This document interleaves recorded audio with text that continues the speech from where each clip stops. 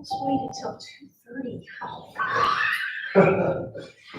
It popped up on my phone at 1:45, and I was supposed to be like, oh, we changed the time. According to the big clock on the wall, as near as I can read it, it is now 1 o'clock on the 12th of May. I am John Gregg, Mayor of the town of Seabrook Island, and I am calling to order this Ways and Means Committee meeting of the Town Council. I'll ask that if you are on this call, that you place your phone on mute. If you are able to do that, if you do not place your phone on mute, anything you say on your phone will be heard by other people on the call. I will be turning the volume down on our phone, so I will not hear your comments.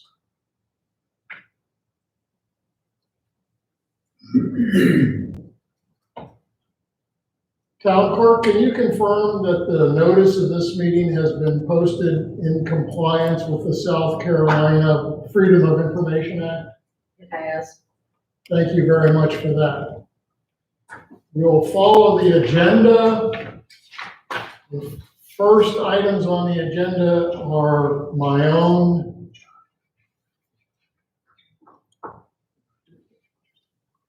And the first item concerns ordinance 2020-05.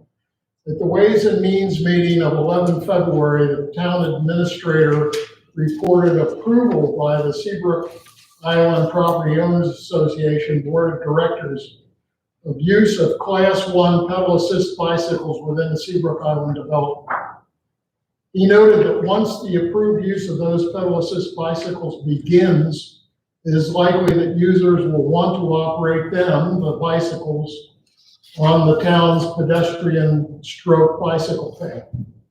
However, by virtue of the town's adoption of the state's Uniform Traffic Code, he indicated it would be necessary for the town to amend its ordinance that adopted the state Uniform Traffic Code to allow use of pedal assist bicycles on the town's path.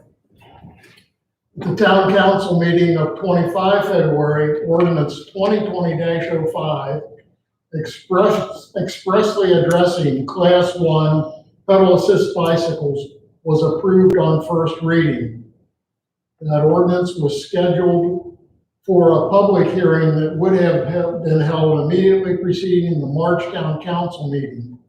Owing to cancellation of that meeting and all meetings of council for the entire month of April, the public hearing of ordinance 2020-05 has not been held. The town administrator has reported passage by the state legislature of an act providing for operation of Class 1 pedal assist bicycles under the state's Uniform Traffic Code.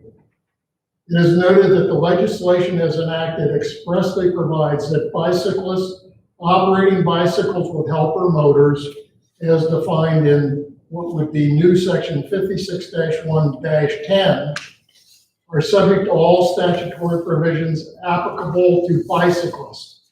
Again, bicyclists operating bicycles with helper motors, as defined in the new section of the code, are subject to all statutory provisions applicable to bicyclists. By virtue of the enactment of that legislation, there is now no need to further consider ordinance 2020-05.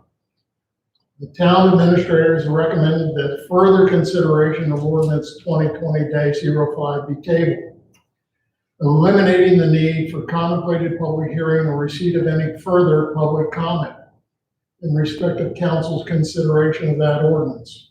It is expected that an appropriate motion to that effect will be made at the May Town Council meeting, which is scheduled for 26 May 2020.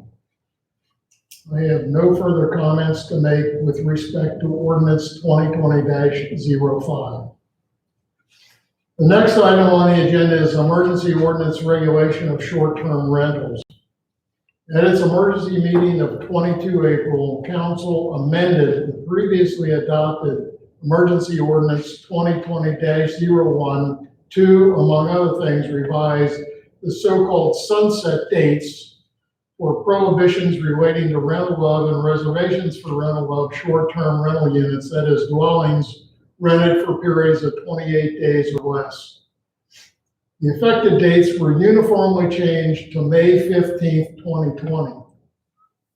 If council prefers to continue the restrictions as written, or to continue the restrictions with modifications, it will be necessary to convene an emergency meeting of council to take up further amendment of amended emergency ordinance 2020-01. If council is satisfied to allow the current short-term rental restrictions to lapse without modification, it will not be necessary to convene an emergency meeting of council.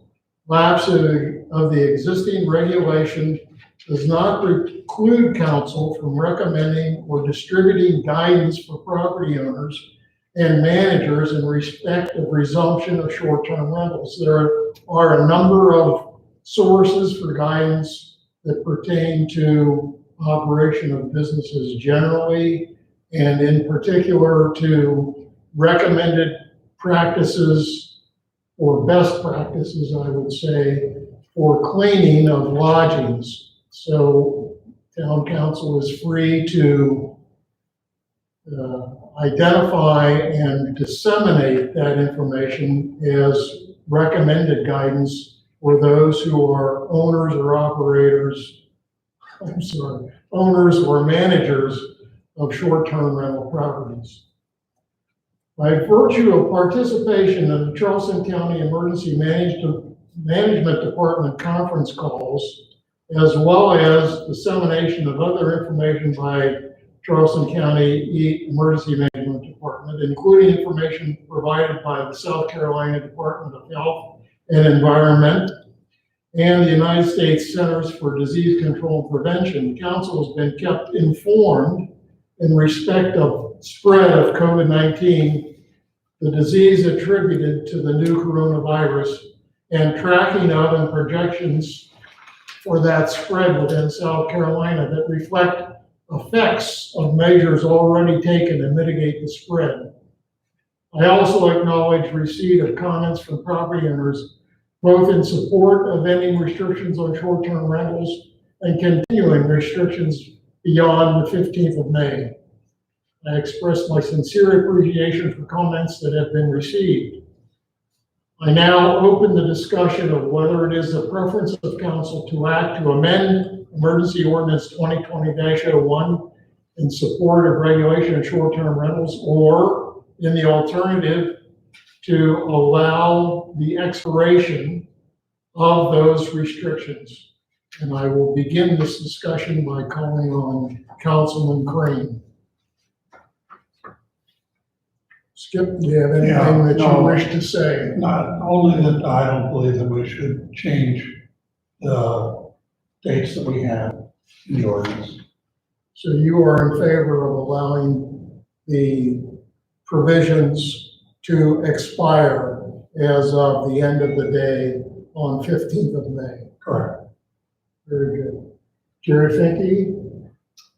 I would agree with Skip. I think when we look at what the governor's doing and we look at the downward trend that DHEC has provided us on a number of new cases that were meeting that CDC requirement. But I say that with the hopes that we keep provisions in place for the island about social distancing, large groups, and kind of just keep that awareness out there that this problem is not over with just because we're lifting the rental restrictions and the governor is lifting some restrictions. Thank you. Thank you, Ms. Finke. Thank you. And I will respond to your, I'll say your preference that the social distancing requirements remain in place. As you may recall, by executive order, we have had in place since early in March requirements prohibiting groups of more than 10 people and requiring that groups of 10 or fewer people practice social distancing. And that was in line with, I'll say, the governor's order at the time. I have no reason to consider rescinding that order or its requirements at present. It seems to me that so long as we remain under the continuing spread of this disease, we need to continue to practice social distancing. And the projections that I've been looking at are for the continuation of spread out into the month of August. Yes.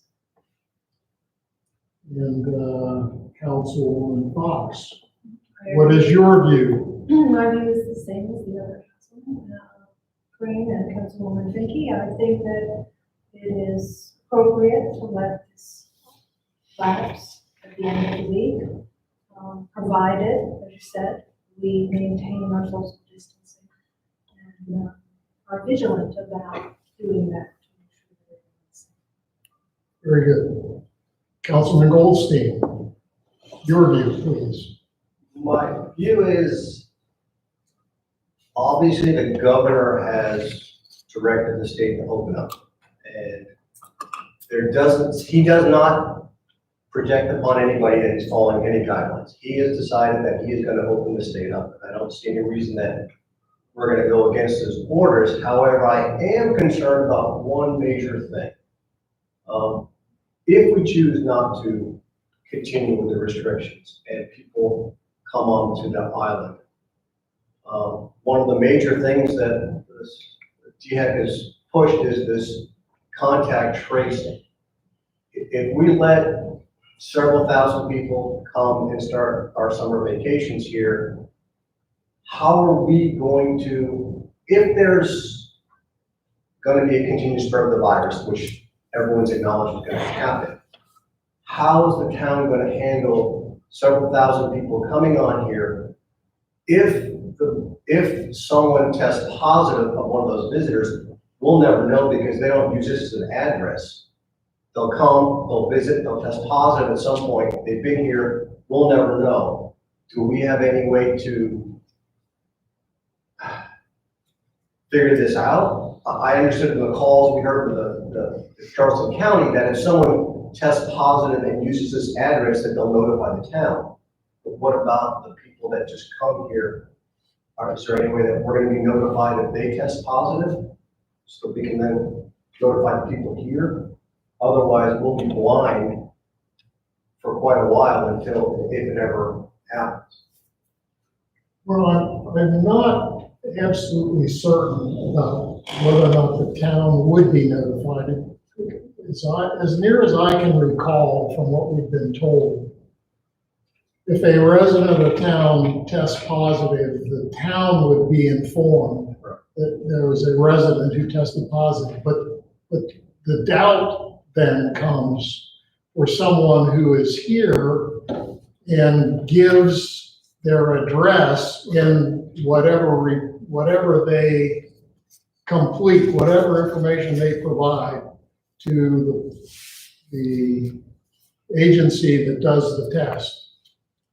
If they provide their home address, then it's possible that we would not be notified because the agency that does the test wouldn't know any better than the address that they were provided. So it's not possible for me to know whether or not we would be notified of someone who's just here for 2 weeks testing positive, whether we would be notified that they were testing positive. Right, which is my concern. But I will go beyond that. That person is identified to the governmental agency for purposes of contact tracing. And we do not have a role in contact tracing, but the agency does. So whatever they would do to do contact tracing, pardon me, is what they would do. Whether we knew that there was a positive test here or not, the contact tracing would be conducted by another agency no matter what. Would it be effective? Well, that depends on how, I'll say, good the agency is at eliciting the information that they want. It's pretty hard to believe that you would know from a person who's been here for 2 weeks, everywhere they went the entire time that they were here, and how often they came within less than 6 feet of someone else. I don't think you can ever know. Mr. Mayor, can I comment? I want to agree with Barry. I think that's a huge problem, and part of it is, I can make a really blatant political statement here, is we don't have a national testing protocol. And it's kind of up to the state, like, hit or miss what we're going to do. But Dr. Richardson did mention on one of our calls that when people are notified that they test positive, that there's a pretty good explanation to them wherever they are in the country that they're responsible of getting back in touch with where they've been and hopefully who they've been in contact with. So, you know, maybe the best we could do is encourage people, if that happens, they at least let the rental company know that. Well, maybe that gets to the thought of, you said that there's good information or best practices for cleaning. Maybe the town has some obligation to put out this information to everyone. Here's the information for best practice cleaning. And maybe the town has an obligation to say any visitor coming to Cedar Valley that does test positive has the responsibility to notify the town or notify their people that they stayed in that house, the owner of the property or property manager, that house had the virus in it, so then the proper measures can be taken. Otherwise, my fear is that someone could come, stay here for 2 weeks, the virus is in the house, now the cleaning people are exposed to the virus, the next renters are exposed to the virus, and this could cause a domino effect through a whole system before anybody contact traces from Washington, D.C., the CDC in Atlanta, calls and starts looking around. I think this is something that, I guess the word is, how do we open responsibly? I mean, responsible is the word that needs to be pushed around. Well, I'm certainly in favor of dissemination of, yes, I use the term best practices. We have sources for guidance for how to do cleaning, including the CDC. But I think there may be some other sources as well. And I certainly favor that we disseminate the information that we have available to us. Obviously, we are not going to be able to police the cleaning that gets done. That's well beyond our capability. The best we can do is recommend that the best practices be followed. As far as a person who has a positive test being required to notify the town, I think you get into a problem with restrictions on the privacy of a person's health. And I think that without having consulted an attorney, I don't know that we would be in a position to mandate that they notify the town that they tested positive. Mr. Mayor, I'm gonna just weigh in on this subject a little different angle, in that we've been in touch with all the major management companies throughout this, and at your direction, I got back in touch with them in the last few days. And we are gonna see a huge increase in renters. I mean, nobody's in school, and so Memorial Day, a couple of the larger companies have said they're probably at 100% of available properties. But I also want to say, in talking to these folks, the larger companies are being super responsible.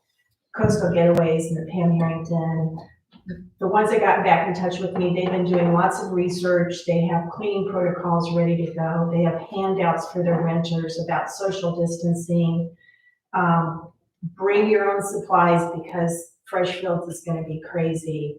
So I really think these companies are trying the best for their owners and for their renters. And these folks are members of our community, so they want the best for the community too. So I think we can disseminate information, but I think they've really done some research and they're ready to go come Saturday in those check-ins. Yeah, my point was that we aren't engaged in the business, obviously, Right. but we do have sources of information that represents, at least the CDC has guidance for operators of hotels and so forth. I think PIS is with that information is great for the town to put We out. can easily do that. I mean, however we get the information into the hands of the people that might be able to make use of it, I certainly favor that. And having had everyone's comments, I will make my own comments. So far as I'm concerned,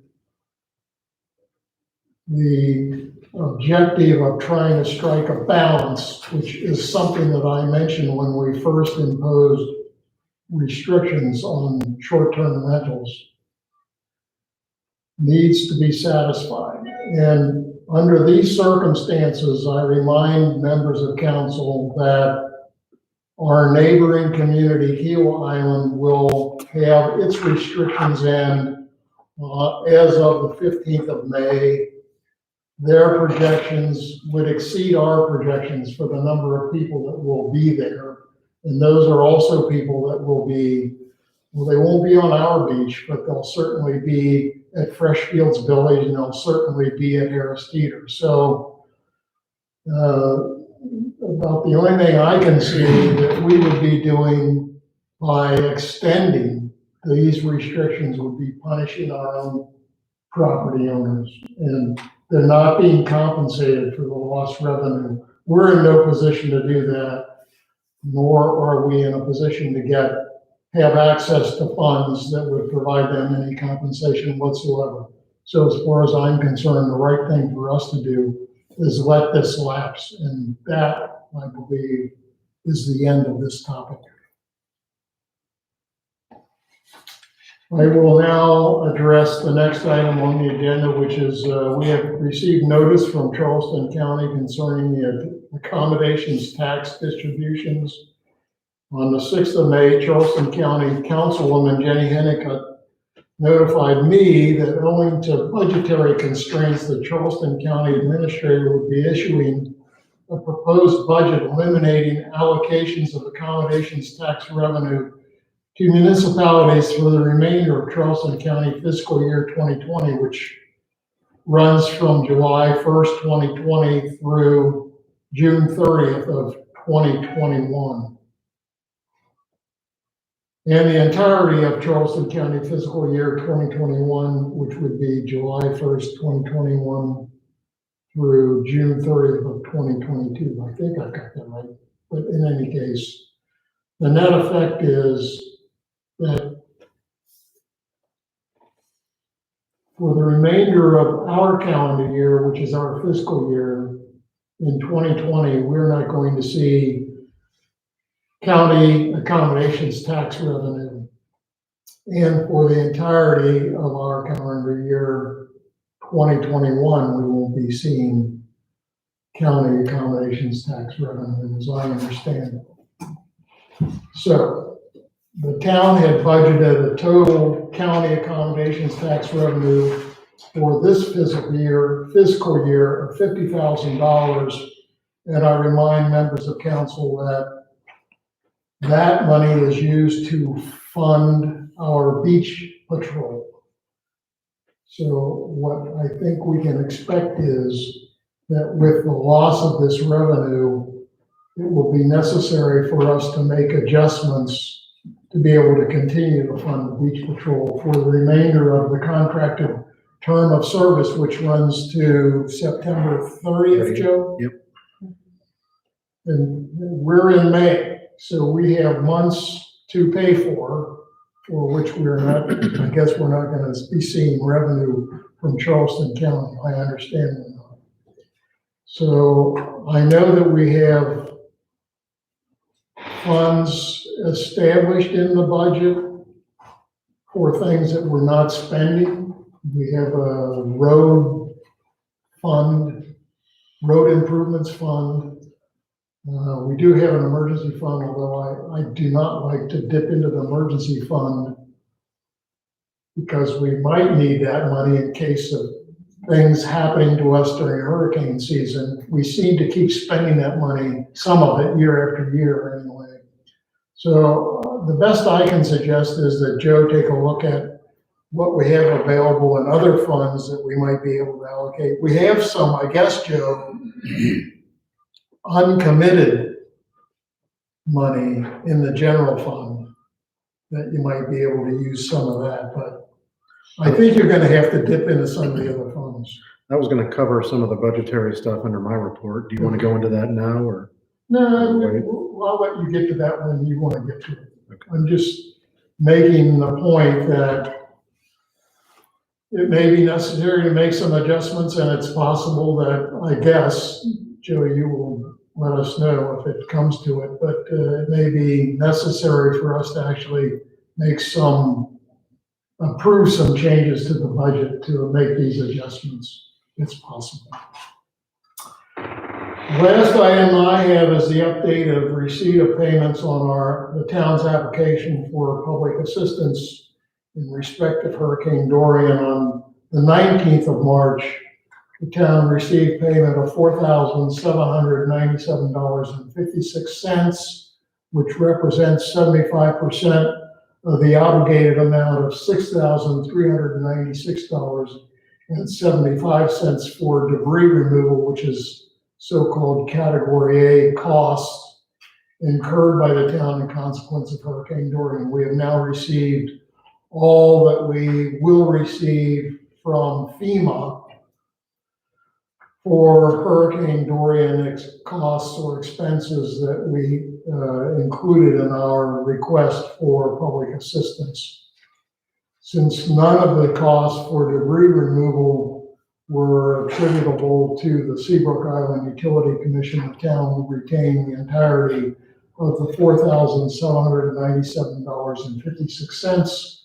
I still do not know whether or not the state legislature is going to fund the 25% share of the, I use the term reimbursement, but when I indicated that there is a 75% share that comes from FEMA for an obligated amount, the other 25% would come from the state, and whether or not the state's going to fund it, I do not know at this time.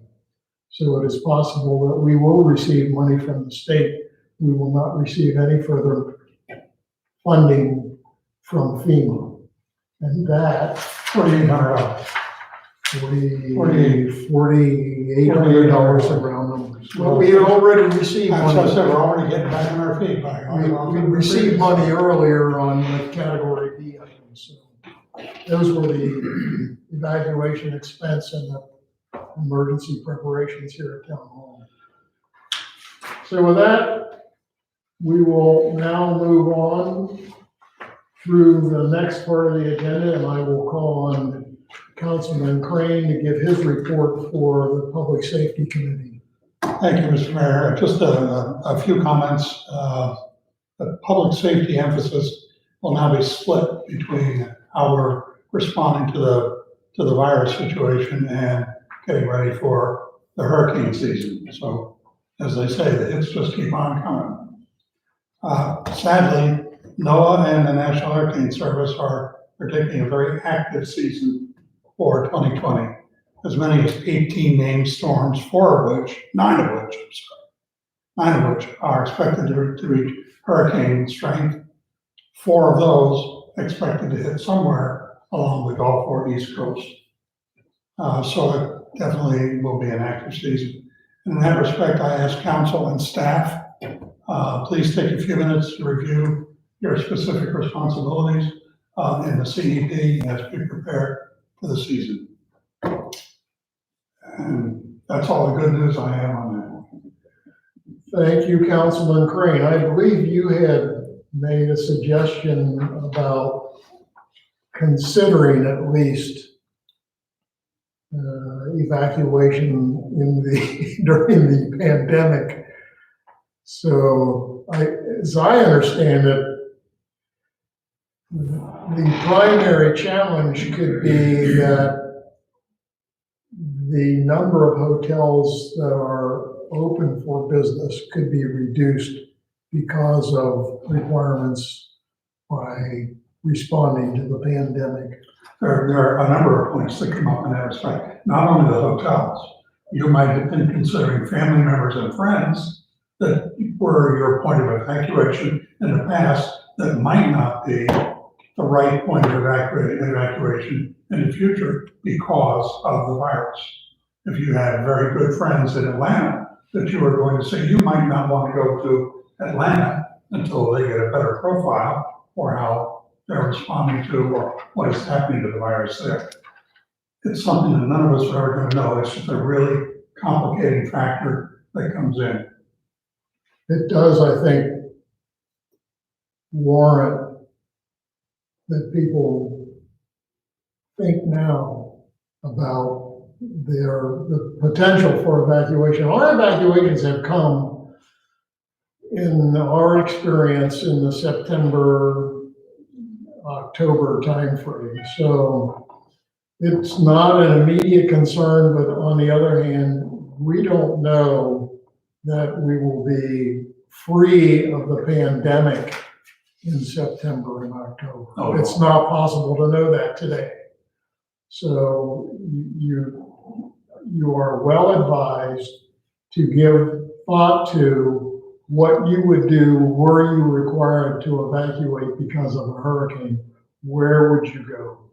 And that, I think, is a point well taken. There was an editorial in Saturday's, the past Saturday's edition of the Post and Courier that did a very nice job of outlining exactly that point, as well as some others relative to preparing for the upcoming hurricane season. And I believe the people at Timelines will be reprinting or putting a pointer to that article in Timelines. I believe it's due out tomorrow. Very good. Thank you very much. Any questions for Skip? Hearing none. Jerry, you're up next. And Mr. Mayor, I don't really have any comments or anything to bring up beyond talking about the rental issue that we've concluded, so. No report. Very good. Thank you very much. And Councilwoman Fox, anything to add? Nothing specific, from anecdotal information and talking to people, they felt that the town communicated very well during this period and needs to just continue. I think that people have said that they've gotten the information on a very timely basis and they feel as though they've been kept informed. So good job. So thank you to our town administrator for doing an excellent job with our public information statements, because the town administrator has been taking the lead on the public information statements since we started this exercise with the pandemic. And I agree that he's been doing an excellent job. I think we've managed to keep the community apprised of what we're doing, and I think at the same time we've managed to distribute information that might be useful. I do know that there is some concerns about the pools reopening, and I just want to say that the town really has nothing to do with the pools reopening. So, that concern needs to be given to the people who will be reopening the pools. The town really doesn't have any oversight on that at all. Well, I thank you for that comment. It kind of allows me to segue slightly. We know that as of Monday, yesterday, the governor has essentially lifted certain restrictions for what had been referred to as close contact businesses, as well as he's projected that pools will also be allowed to reopen.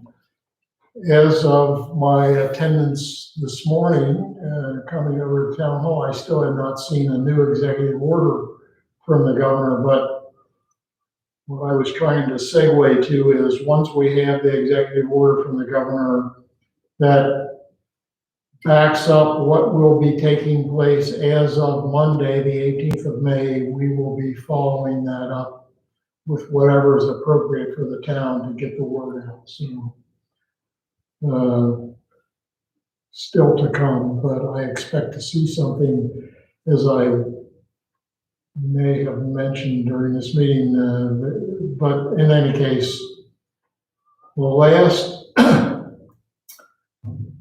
state of emergency declaration by the governor will expire today, 12th of May. And I know that the governor will be issuing a new state of emergency because he wouldn't want to allow the state of emergency to just lapse under the current circumstances. So we may see something from the governor today, but if we don't see it today, we're sure to see it by tomorrow. And we will follow along with whatever we learn from the governor's office. And Councilman Goldstein, anything from you? The only thing I have is several people approached me about the flooding on the outbound bike path, and just that we are addressing it. Whether we have funds to actually fix it or not, that'll be a different story, but we are trying to address it. All right, very good. Any questions for Councilman Goldstein? Hearing none, I'll now ask the town administrator, Mr. Cronin, if you would. Thank you, Mayor. Couple quick items just for information. One is in regards to the town's reopening plan. We did bring our staff back into town hall effective noon yesterday, the 11th. So we are now all working here again. The building will continue to be closed to the public until next Monday, when we do plan on reopening the building. So some things people will notice if they come here.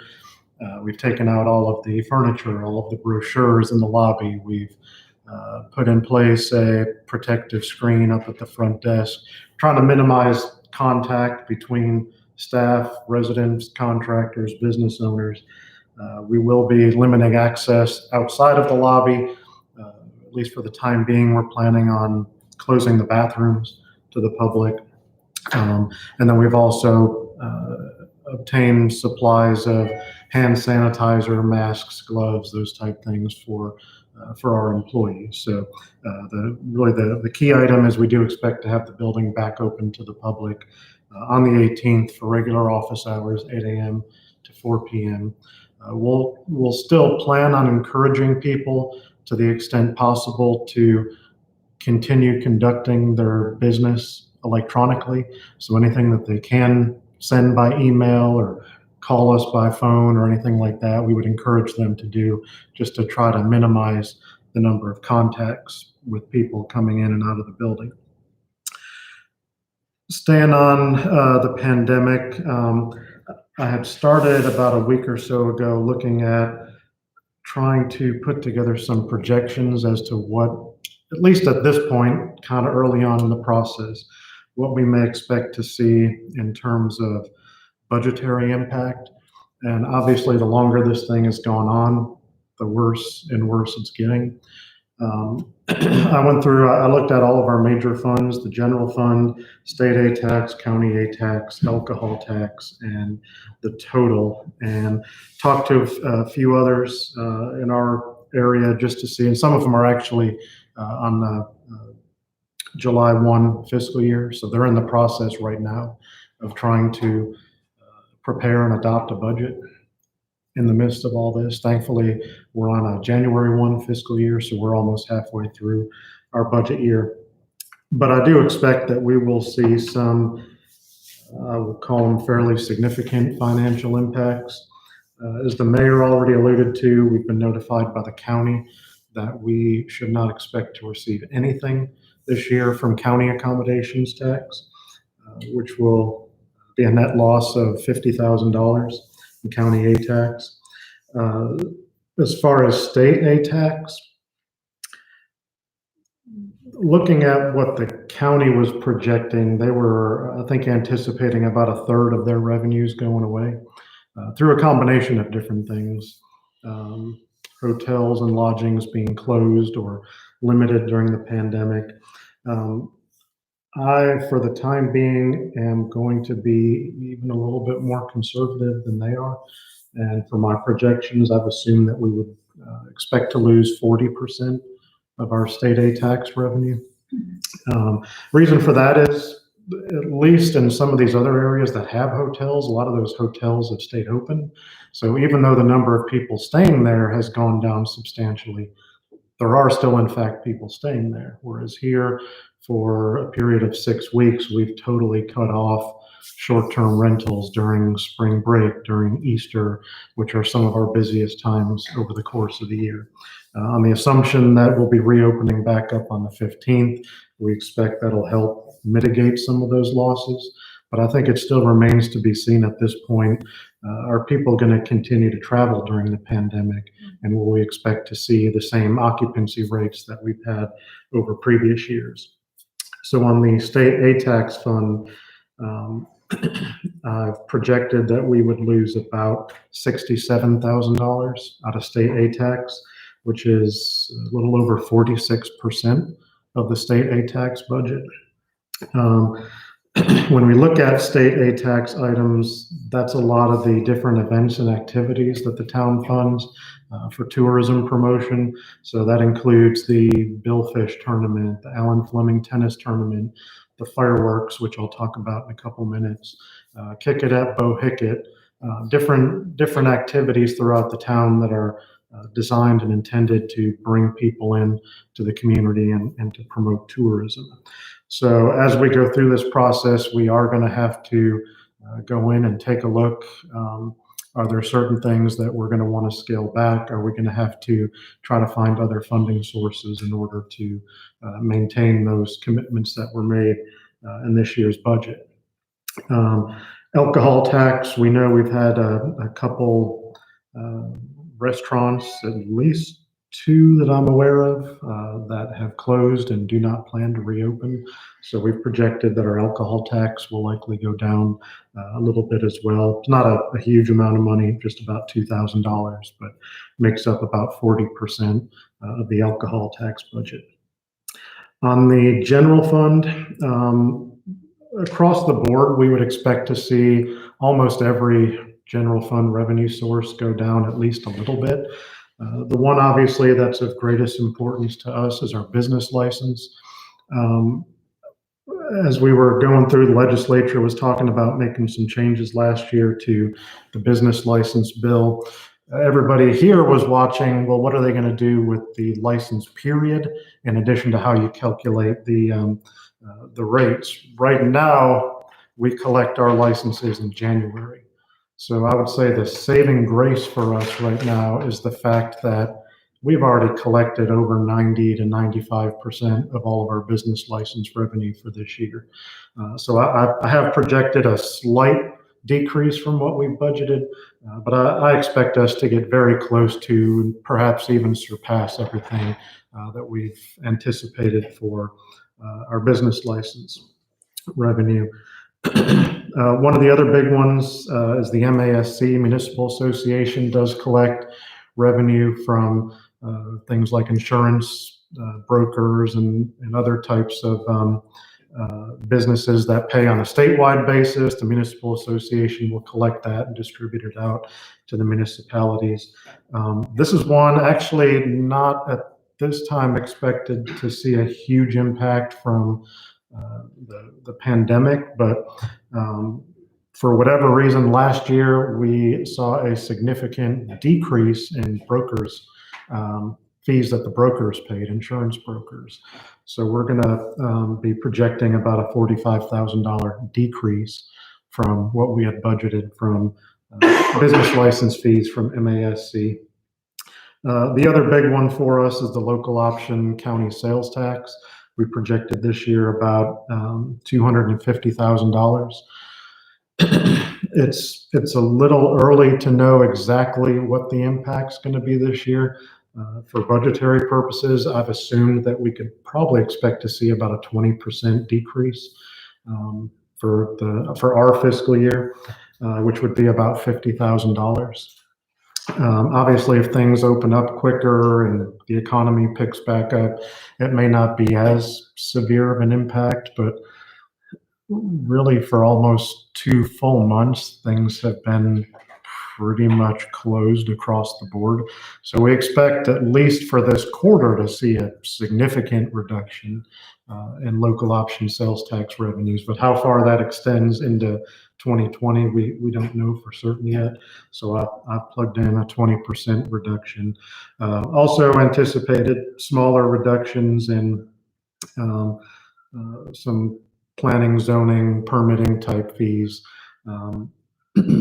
just about 10 to 15% or so. When you add all those up, at this point, I would expect that we would see a little over $141,000 in our general fund of lost revenue. Hopefully it'll be less than that. Like I said, I tend to be a little more on the conservative side on revenues, but at this point, I would expect to be about a $141,000 reduction from what we budgeted, which is a little over 10% of our general fund budget. So when you combine all those, we're looking at about $260,750, which is about 17% of our total combined budgeted revenues for this year. So what does that mean? Obviously, we have to have a balanced budget. So if we're going to have to look at a couple different things. One is other sources of funds we can use to maintain things that we anticipated spending this year. We have fund balances. Historically, we don't have a property tax, so it's not like we're going to offset those losses with a tax or anything. But so is it something you want to look at on the revenue side? Is it something you want to look at on the expenditure side? Do we want to go through and try to find over $250,000 of items that we need to cut out of this year's budget, maybe defer to future years' budgets? Or is it going to be some combination of the two? Those are going to be some policy discussions that we're going to have, and most likely I'll be recommending that we have a separate work session to go through some of those. But obviously, again, the biggest one's going to be the A-tax, as the mayor already alluded to under his report. We fund the majority of the beach patrol contract from state and county accommodations tax. And with those both seeing the biggest impacts from the COVID-19 pandemic, that's something that we're going to have to look at and see, are we going to want to make changes, or are we going to want to find other sources to continue it at the level of service for the remainder of this year. But I just wanted to put that out. Again, these are preliminary, but I do want you to start thinking and kind of having some baseline of just how much this thing is going to impact us, because it will be pretty substantial. Joe, I have a question real quick. I'm looking at the letter from Jenny Honeycutt where the county could decide not to give us that accommodations tax. Mm-hmm. The county sales tax, can they do that also? Just cut us out cold, or do they have to give us a share? I believe that's set by statute. I was curious about that. I won't say that with 100% certainty, but I'm pretty sure that's set by statute. Okay. Whereas the county accommodations tax, they can define how they want to distribute that. And in fact, when we get the agreement from them each year, it explicitly says that they can reduce or eliminate it based on funding constraints. I mean, from a personal perspective, as we're all supposed to be thinking about this, I'm going to throw out my thoughts of, I think beach patrol is super important, and it will be even more so this summer when we need them to be strongly enforcing social distancing and spreading out on the beach. That should be the last thing we think about cutting back on. The only other comment I would make is, and when I started, I said, thankfully, we had gotten through the majority of our business license renewals. Business licenses are paid for most of them on your gross income, what you did the prior year. So where we will really see a big hit will be in our 2021 budget, when pretty much anybody doing business in town this year will be reporting what will likely be significantly reduced revenues on their 2021 license. So this is not just going to be a 3-month or 6-month thing. This is something that's going to impact us for at least the next 18 months. And that's not even assuming we have a second wave or something later this fall. Any questions? I know I just threw a lot of information at you. I'll send all this to you by email as well, just so you can look through it and start digesting it. The only question I would ask, Joe, is I would ask that you propose when you'd like council to meet to begin to address how we might make up the shortfall from, I'm not looking at trying to come up with new sources of revenue. What I'm looking at is dipping into the funds that we're not spending or we don't have to spend Mhm. to cover what we need.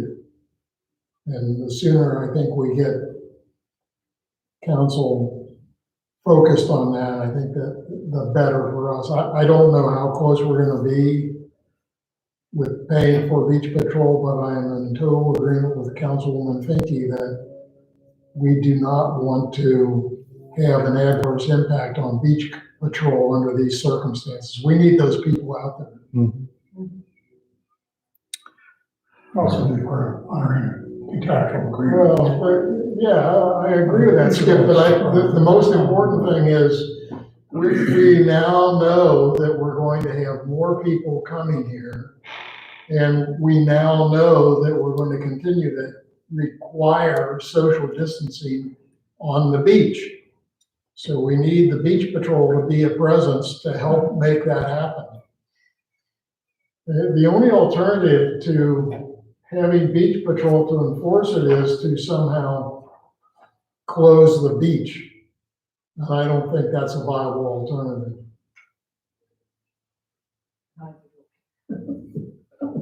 Everybody listening just went, no. Not viable. All right, next item, I guess my second number one. The bike path update. Happy to report that the bike path repairs are finally completed. The last concrete section has been poured and the bike path is fully back open to the public again. So happy to report that. Obviously with the weather being real nice, we've seen a lot of people using it. Of course, the reason why the bike path was closed was because there was a trip and fall with an injury that required medical attention. We had reported a couple months ago that that individual had reached out to us in hopes of the town helping to pick up the out-of-pocket medical costs. So an insurance claim was filed with our insurance carrier, and we did receive word on the 5th that they have completed the claim and had reached a settlement to reimburse them for their out-of-pocket medical expenses. So at last check, they were either waiting or were about to get or had gotten that individual to sign off on that. So that should be completed by this time. Joe, do you know whether they were fully compensated for their costs? Do you know? I didn't personally see what their out-of-pocket medical expenses were. We had just gotten a letter from the claim manager who was processing it, and the letter included the amount of the claim and said that it was covering their out-of-pocket medical costs. Okay, thank you. For public information, we wanted to let you know Disaster Awareness Day had been scheduled for June this year and would have taken place in the town of Kiowa Island. It was their turn to host. We had some communication with them a couple of weeks ago, and a decision was made to cancel Disaster Awareness Day for 2020. So that event will not be taking place. Just wanted to put that out there for public information. As Skip mentioned, we are coming upon hurricane season. So even though we're not having a Disaster Awareness Day, we would still encourage people to review your hurricane plans, your hurricane preparation guides in advance of this year's hurricane season, especially now that there's already something churning in the Atlantic. I heard this morning, so a disturbance. So one other item we had talked about a little bit before, and just kind of wanted to give you a quick update, is the 4th of July fireworks event. For several years, the town has sponsored a fireworks display, which for at least the last several years has taken place at the Island House for the Seabrook Island Club. This year, the town budgeted $20,000 out of state accommodations tax for costs related to that event, which primarily include the fireworks themselves. The company that puts on the display is the biggest expense, but we also pay for fire staff from St. John's Fire. There are some county sheriff deputies who are out there as well. I did speak with Caleb from the club yesterday for quite a while, just kind of talking through some general event issues, logistics, those type things. His initial thought, not knowing kind of what the status is going to be 2 months from now or less than 2 months from now, his initial thought was, knowing that the event gets probably somewhere in the neighborhood of about 2,000 people, he felt that there was enough room at the golf course to accommodate that size crowd, while still maintaining a level of social distancing. That there were other areas that really hadn't been used in the past where people could spread out more at the golf course. But we did go through and have kind of a frank conversation about some of the other issues that we may run into.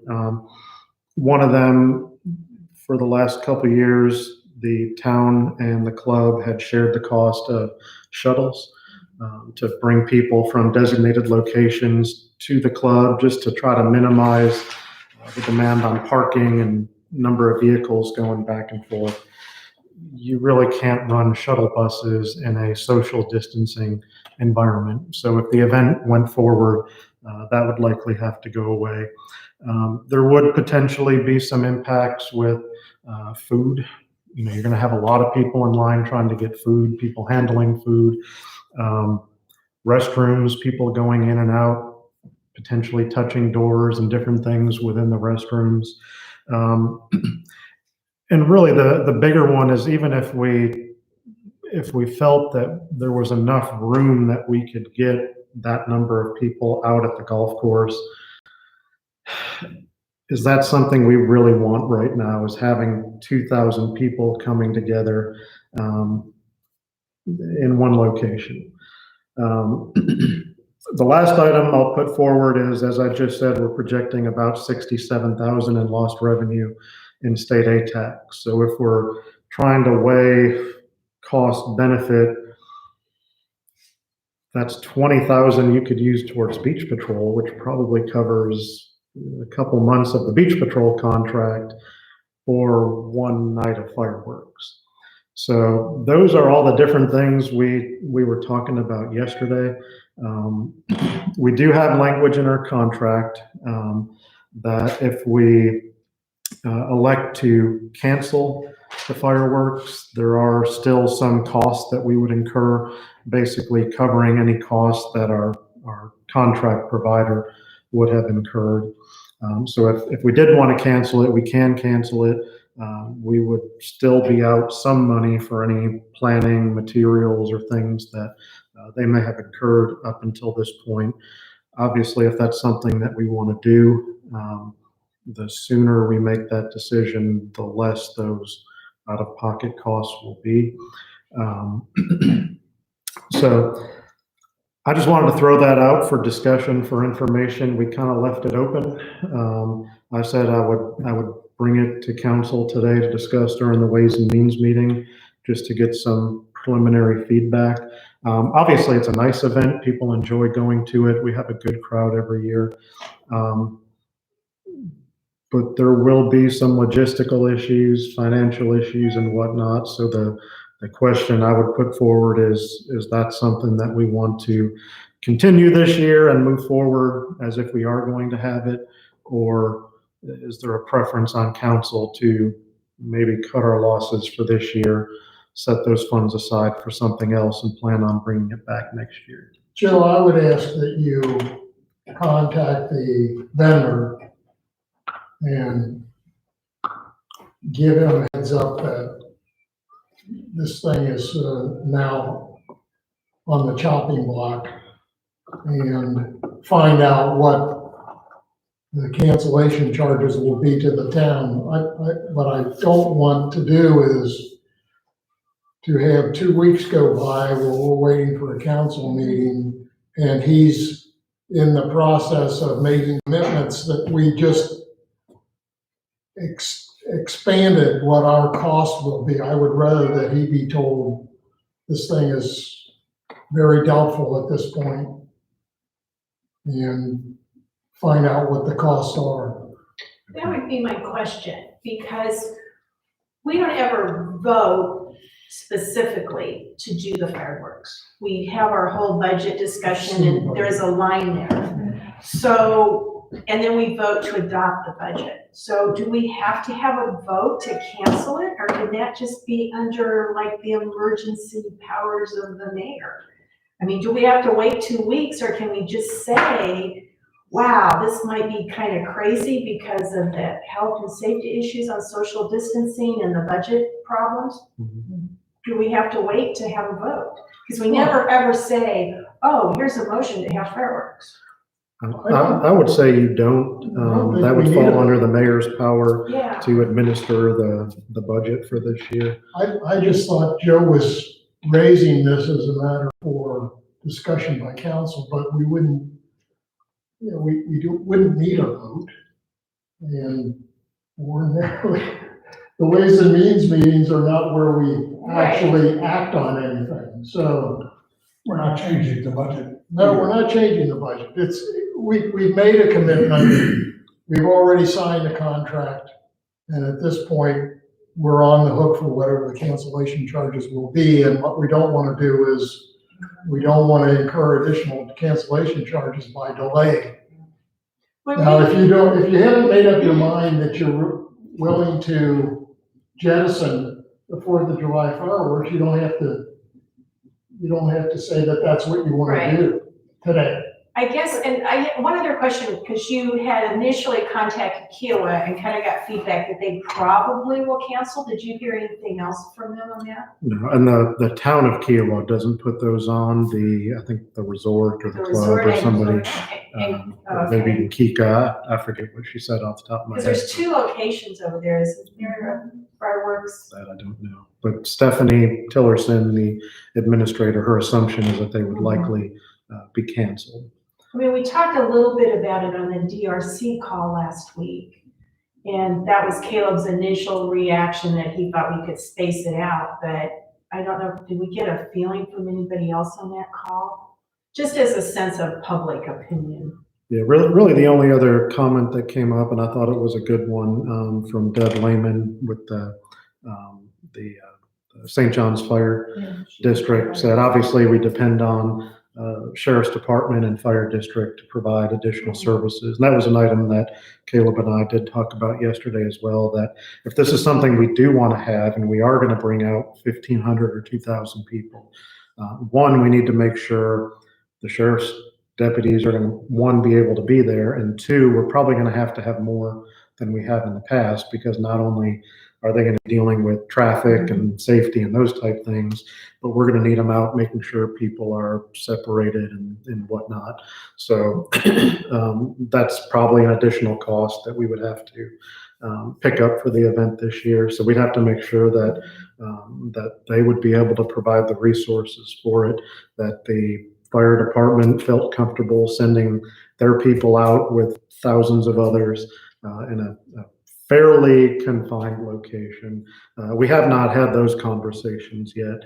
Reason for that is if we just said, you know, this just isn't the year, really no use having those discussions. But if it's something we want to continue to try to plan for and move forward with on the assumption that we would have it, then those are some additional entities that we would have to reach out to.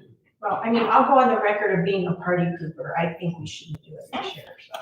I find it hard to believe that we could social distance the children that are there. I mean, it is. You're They're having pushing a closer to wonderful the out time. the ponds with Yeah. the years. They're having a wonderful time, but they are just, before the fireworks, they're just out there playing and, it's an hour and a half of waiting for this, for it to get dark, and I just can't imagine. With all these regulations, I don't know how much fun it would be, and I will go on record with Jerry. I just do not see this as being a good idea this year. I think, bringing 1,500, 2,000 people together just doesn't seem prudent, because we have no idea what's going to happen in the next, 2 months, but. We could be in a spike again. Or, Realistically, even though the governor has opened the state up, if you subtract the states of New York and California, the rest of the country is still on an incline. There's still more cases coming out. So having the 4th of July makes a system like that makes no sense at all. I mean, we are not, even though we're reopening, I still think that we're losing track of the fact is there are still more than 80,000 deaths. And the overall increase in the country is there's still more cases every week than there were a week before. So having the 4th of July really makes no sense at it all. doesn't make any sense. Well, Skip, would you like to opine on yourself? I mean, I like fireworks. okay. I really do. I think it would be crazy to go ahead and do it this way. Well, Doesn't make sense. my dog will be happy if we don't have fireworks. So I had a bias anyway, but I didn't want to make a judgment that would be contrary to the wishes of council and in a closed room where you wouldn't know what I was deciding. So Joe, we'll just cancel it and move on. We don't make decisions in most cities. No, Is that a decision? Well, It's coming from the mayor. it's, we had feedback and He got our feedback and he's making that decision. I think that's a great way to approach it. I think to wait another 2 weeks would be foolish. Yeah. I mean, that's too close. It's got to be a long enough way. I made a decision, Skip. The council did not make a decision. I made a decision right out here in public in front of you, Dog might have made the decision. you and everybody. It was thorny. Yeah. Well, the dog made the decision, that's a true statement. He doesn't like the fireworks.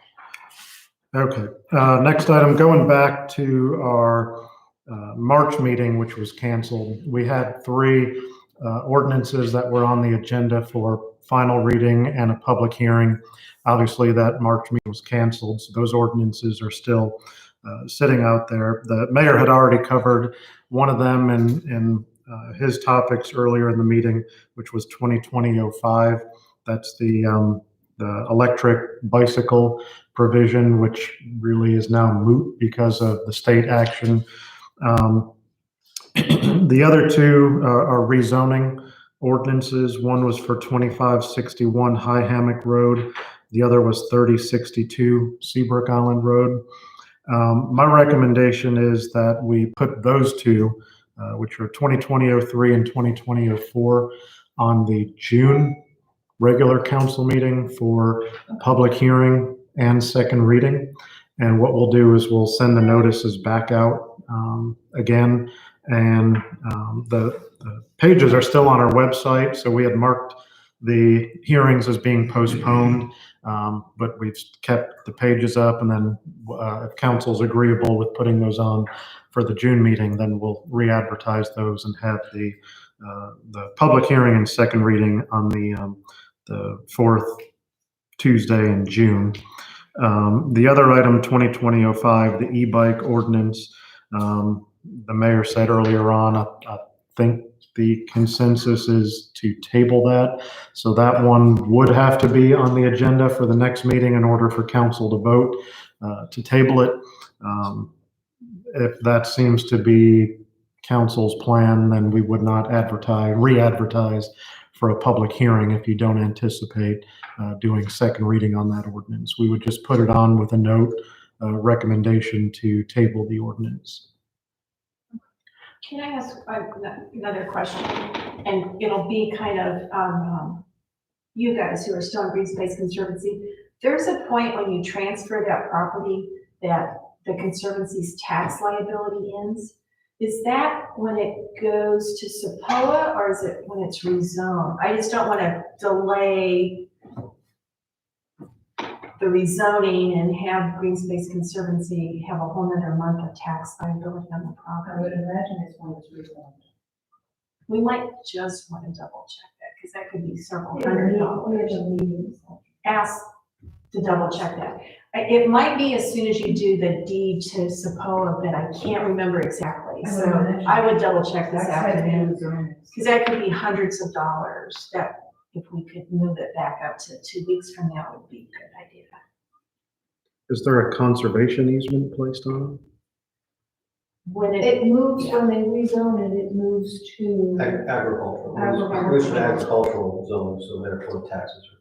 Well, I know the zoning, but is there something like a private restriction, like a deed restriction or a conservation easement that's placed on it when it's acquired? Yes, Yes. when Green Space gets it, but then there's the tax liability of, because you back pay the taxes. But so I remember there's, as fast as you can get it transferred, Green Space does it because of that property tax issue. So I just want to have you guys double check that we're not incurring a huge expense for the Conservancy. By ordinance, we have to notice the hearing 30 days in advance. So we can't get it on Yeah. May. So, I mean, you can maybe move it up like a week or something, but unless council did something to suspend that provision in the ordinance, then we Okay, would have to do 30 days. okay, it is what it is. Yeah, it is what it is. Okay. Good question though to ask. yes, I will ask, I'll find out when does it. And then as far as the actual public hearings on the two rezoning requests, on the assumption that we will still be under social distancing protocols and not holding meetings that are going to allow the public to come in and speak during the meeting, my recommendation, similar to what we're doing with a Board of Zoning Appeals meeting the first week of June, there are 3 items that'll have a public hearing. When we sent the notices out, we said that anyone who wishes to comment will need to submit their comments in writing, either through the website, by email, or by mail. That's what I would recommend that we do with each of these. And then when the hearing comes, we would read each of those into the record. If anybody would like to do anything differently, let me know and we'll advertise. But that was our plan. That's what we've done for the variance requests in June. So if there aren't any questions about any of those, I will move on to an action item for the May 26th meeting. At our March Ways and Means Committee meeting, we had looked at some options for improving the safety for the crosswalk on Seabrook Island Road near the intersection of Landfall Way. And at that time, council had discussed and appeared to be in support of doing what were called the level 1 improvements, which included reapplying the crosswalk paint, adding, or might have even been relocating the in-road yield sign, adding additional paint markings and signage in the street,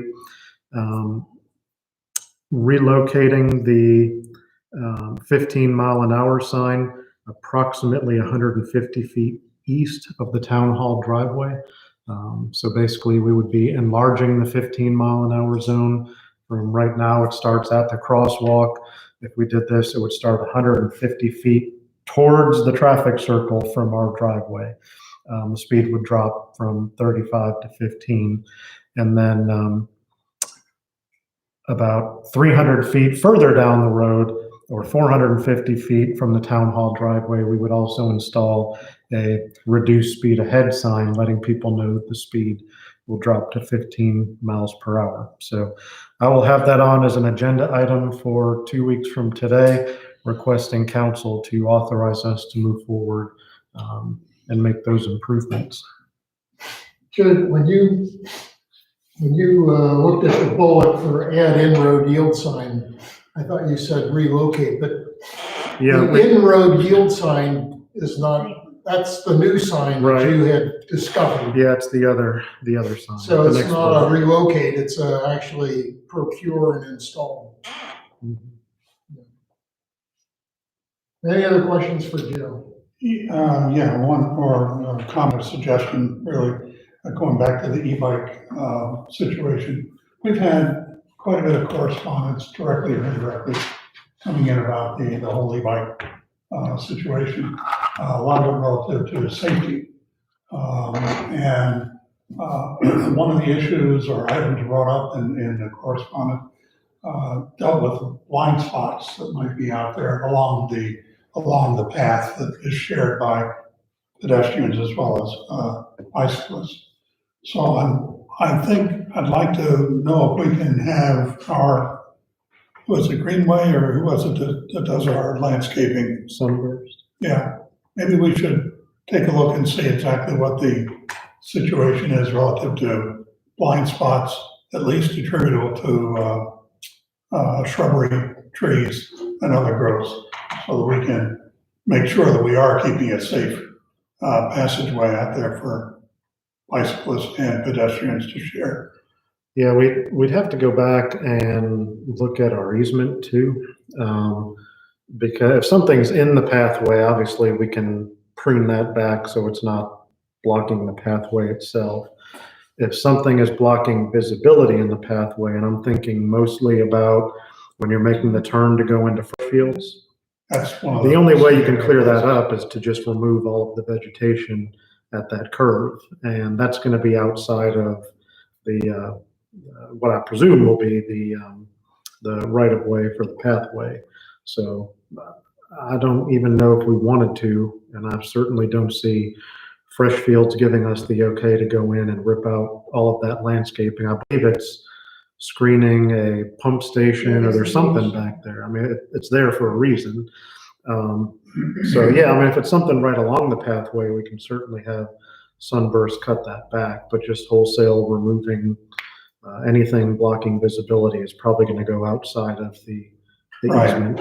I was thinking more in the terms of cutting back than removing.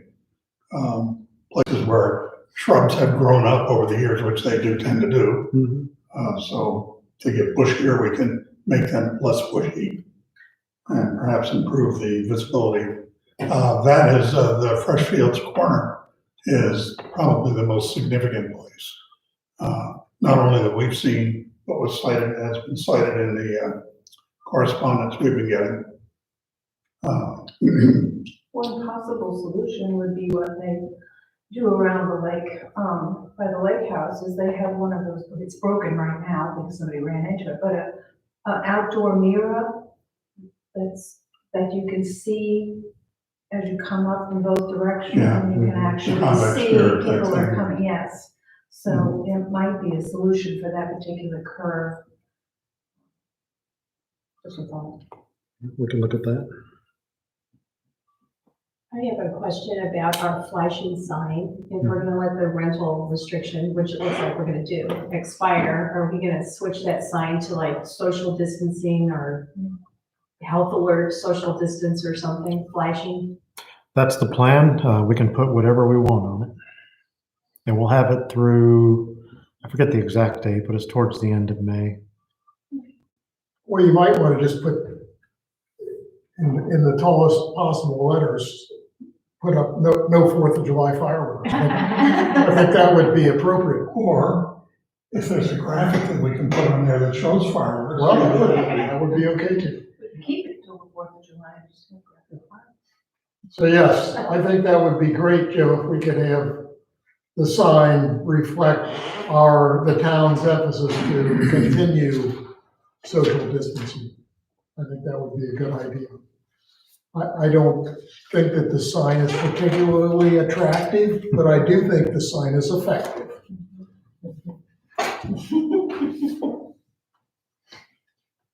Any other questions for Joe? May I have a motion to adjourn? So, Is there a second? All in favor of adjourning, please signify by saying aye. Aye. This meeting is adjourned. Thank you.